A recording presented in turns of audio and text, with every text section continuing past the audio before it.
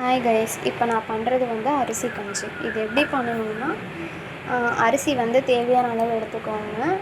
இது வந்து குழந்தைக்கு வந்து நல்லா ஹெல்த்தியும் கூட. அரிசி தேவையான அளவு எடுத்துக்கிட்டு இதை வந்து இப்படி நல்லா கழுவி காய வச்சுக்கணும். இந்த அரிசியை, அதாவது புழுங்கரிசி நல்லா கழுவி காய வச்சுட்டு இந்த அரிசியை வந்து நல்லா அப்படி ரோஸ்ட் பண்ணும்போது உங்களுக்கு இந்த மாதிரி வரும் பொரி பொரியாக. இந்த மாதிரி வந்ததுக்கப்புறம் அடுத்து பாசிப்பருப்பு.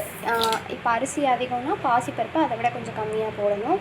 சீரகம் கொஞ்சம் ஜீரணத்துக்காக போடணும். இப்போ இது எல்லாத்தையும் லைட்டாக வறுத்து எடுத்துகிட்டு இதை வந்து நீங்கள் வறுத்து எடுத்துகிட்டு ஒரு தட்டில் கொட்டி காய வச்சிடணும். அரிசி, ஜீரகம், பாசிப்பருப்பு எல்லாத்தையும் காய வச்சுட்டு நல்லா அரைக்கணும். மிக்சியில் நைஸாக அரைச்சிட்டு நீங்கள் ஏன்னா அது வந்து குழந்தைக்கு நைஸாக இருந்தால் தானே சாப்பிட முடியும்.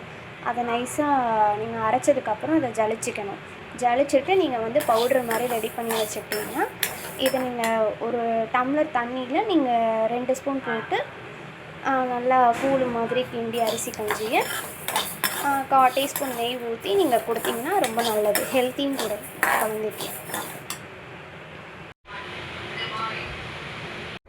இப்போ பாருங்கள், நான் ரெடி பண்ண அரிசி கஞ்சி மாவை வந்து ஜலிச்சு வச்சுருக்கேன். இதை வந்து ஒரு பாக்ஸில் நல்லா ஸ்டோர் பண்ணி வச்சுக்கோங்க.